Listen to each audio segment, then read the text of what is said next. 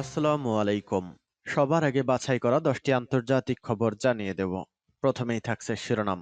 তবে তার আগে অনুরোধ থাকবে ভিডিওটিতে একটি লাইক দিবেন।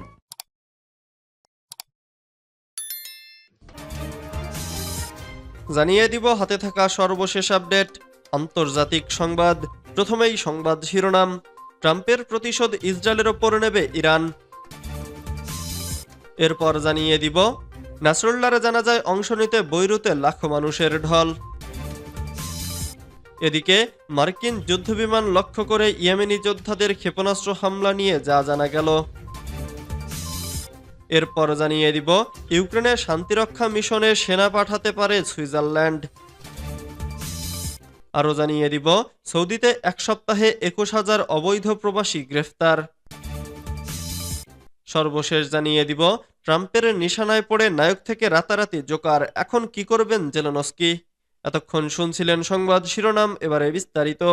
তবে অনুরোধ থাকবে ভিডিওটিতে একটি লাইক করবেন এবং কমেন্ট করে জানিয়ে দিবেন কোন জেলা থেকে আপনি আমাদের এই ভিডিওটি দেখছেন। ট্রাম্পের প্রতিশোধ ইসরায়েলের ওপর নেবে ইরান।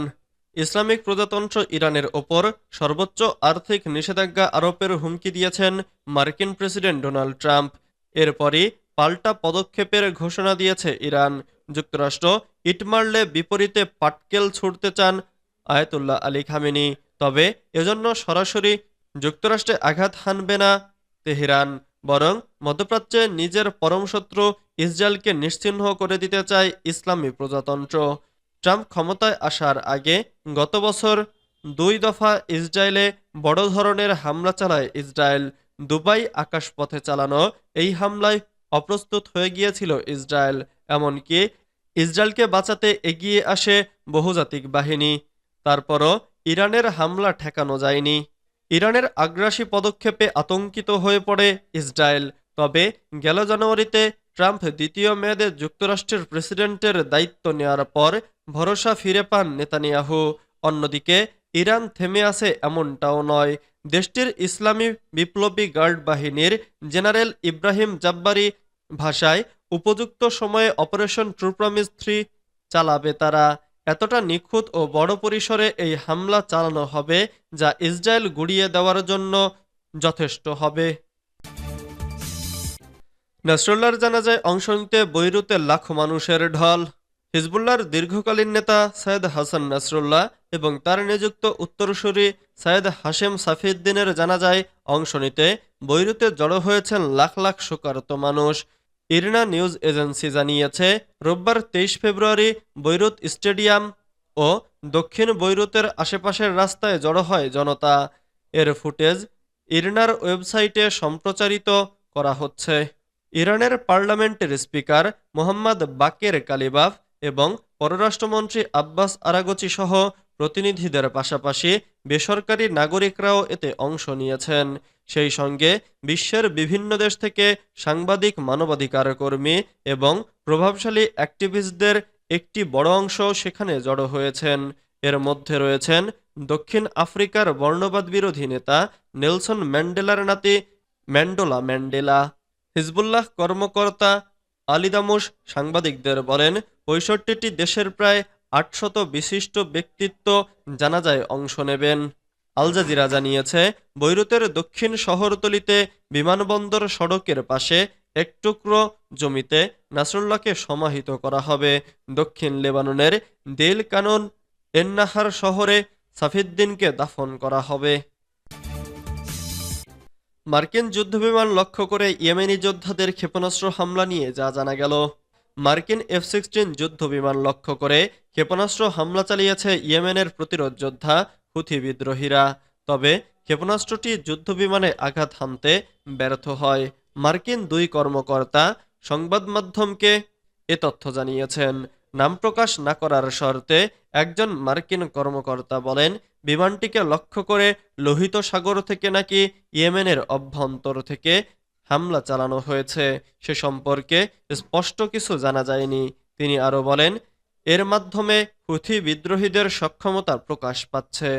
ইরান সমর্থিত গোষ্ঠী হুথিদের নেতৃত্বদানকারী আব্দুল মালিক আল হুথি গত ২১শে ফেব্রুয়ারি টেলিভিশনে দেওয়া বক্তব্যে বলেন, যুক্তরাষ্ট্র ও ইসরায়েল যদি জোরপূর্বক গাজা থেকে ফিলিস্তিনিদের বিতাড়িত করতে কাজ করে, তাহলে লোহিত সাগরে মার্কিন জাহাজকে লক্ষ্য করে ক্ষেপণাস্ত্র ও ড্রোন হামলা চালানো হবে।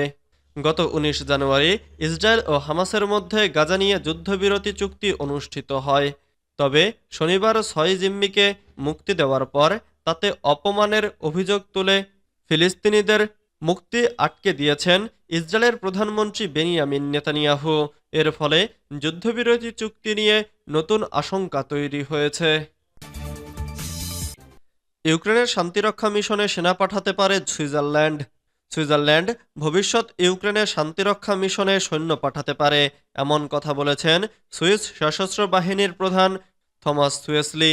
রোববার ২৩ ফেব্রুয়ারি একটি সাক্ষাৎকারে এমনটা জানান সুয়েসলি। বলেন, অনুরোধ করা হলে এবং সরকার যদি রাজি থাকে তাহলে সেনা পাঠাতে পারে তার দেশ। রোববার এক প্রতিবেদনে এ খবর জানিয়েছে বার্তা সংস্থা রয়টার্স। সংবাদপত্র সনট্যাক্স ব্লিককে সাক্ষাৎকারে সুয়েসলি বলেন, আমরা সম্ভব হলে ৯ থেকে ১২ মাসের মধ্যে প্রায় ২০০ সৈন্য মোতায়েন করতে পারি। তবে যদি কোনো আবেদন জানানো হয় তাহলে সরকার এটি ভেবে দেখতে পারে, কারণ এটি সরকার এবং সংসদের সিদ্ধান্ত। সুয়েসলি আরও বলেন, শান্তিরক্ষী পাঠানোর বিষয়টি আপাতত পুরোপুরি ধারণাপ্রসূত, কারণ রাশিয়া ও ইউক্রেনের মধ্যে পরিস্থিতি কোথায় গিয়ে দাঁড়াবে তা এখনও স্পষ্ট নয়। এখনও ইউক্রেন রাশিয়ার মধ্যে শান্তি আসেনি এবং জাতিসংঘ থেকেও কোনো অনুরোধ জানানো হয়নি, বলেন সুয়েসলি। সৌদিতে এক সপ্তাহে ২১,০০০ অবৈধ প্রবাসী গ্রেফতার।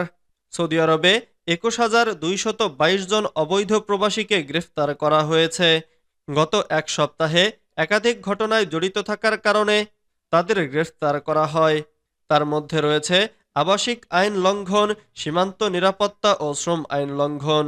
সংবাদ মাধ্যমের প্রতিবেদনে বলা হয়েছে, সরকারি অনুযায়ী গ্রেফতারকৃতদের মধ্যে ১৩,২০২ জনকে আবাসিক আইন লঙ্ঘন, ৪,৯১১ জনকে অবৈধভাবে সীমান্ত পার এবং ৩,১০৯ জনকে শ্রম আইন লঙ্ঘনের দায়ে গ্রেফতার করা হয়েছে। প্রতিবেদনে আরও বলা হয়েছে, অবৈধভাবে সৌদি আরবে প্রবেশের দায়ে ১,৩৭৬ জনকে গ্রেফতার করা হয়েছে, যাদের মধ্যে ৫৮% ইথিওপিয়ান, ৪০% ইয়েমেনি এবং ২% অন্যান্য দেশের নাগরিক। এছাড়াও ৮৬ জনকে গ্রেফতার করা হয়েছে সৌদি থেকে অন্য দেশে পালিয়ে যাওয়ার সময়। আরও ২২ জনকে গ্রেফতার করা হয়েছে পরিবহন আইন লঙ্ঘন করায়। ট্রাম্পের নিশানায় পড়ে নায়ক থেকে রাতারাতি জোকার, এখন কি করবেন জেলেনস্কি? একটা নির্বাচন, নতুন প্রেসিডেন্টের শপথ, আর তারপরেই ১৮০ ডিগ্রির ডিগবাজি। রাশিয়া ইউক্রেন যুদ্ধ নিয়ে মার্কিন প্রেসিডেন্ট ডোনাল্ড ট্রাম্পের শরীরী ভাষাকে ঠিক এভাবেই ব্যাখ্যা করেছে আন্তর্জাতিক মহল। ইতোমধ্যেই তার প্রবল সমালোচনায় মুখর হয়েছে পশ্চিম ইউরোপের প্রায় সব দেশগুলো। আর পরিস্থিতি দেখে শুনে পর্দার আড়ালে দাঁড়িয়ে মুচকি হাসছে মস্কো। চলতি বছরের ১৯ ফেব্রুয়ারি নিজের সামাজিক যোগাযোগ মাধ্যম প্ল্যাটফর্ম ট্রুথ সোশ্যালে ইউক্রেন প্রেসিডেন্ট ভলোদিমির জেলেনস্কিকে নিয়ে একটি লম্বা পোস্ট করেন ট্রাম্প। সেখানে তিনি জেলেনস্কিকে স্বৈরাচারী একনায়ক এবং মধ্যমানের কৌতুক অভিনেতা বলে উল্লেখ করেছেন। তার ওই পোস্টের পরেই ইউরোপ সহ গোটা বিশ্ব জুড়ে শুরু হয় ব্যাপক শোরগোল।